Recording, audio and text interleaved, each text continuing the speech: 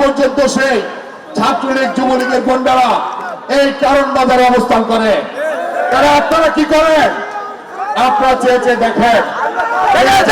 সময় নাই, আমরা তাদেরকে বলতে চাই, আমার সহযোদ্ধা ভাইদেরকে বলতে চাই, কোন আওয়ামী লীগকে ছাড় দেওয়া হবে না, কোন আওয়ামী লীগকে ছাড় দিবেন না।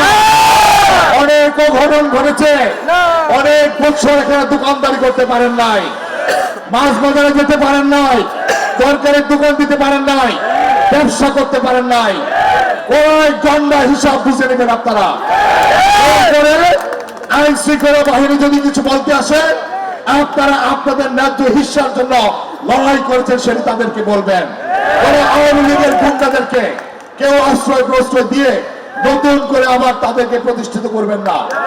বেগম খালেদা জিয়ার গাড়ি বহরে যেদিন হামলা হয়েছিল, আপনাদের নিশ্চয় সেদিন মনে আছে, সেই গাড়ি বহরের পাশে একমাত্র ব্যক্তি ছিলেন জাতীয়তাবাদী ছাত্র দলের তখনকার সভাপতি, আজকে স্বেচ্ছাসেবক দলের সাধারণ সম্পাদক রাজীব হাসান ছাড়া আর কেউ সেদিন ছিলেন না। অনেক নেতারা সেদিন এই রাজপথে থাকার প্রতিশ্রুতি দিয়েছিলেন, কিন্তু খালেদা জিয়ার গাড়ি বহরের পাশে রাজীব হাসান ছাড়া আর কাউকে সেদিন দেখা যায়নি।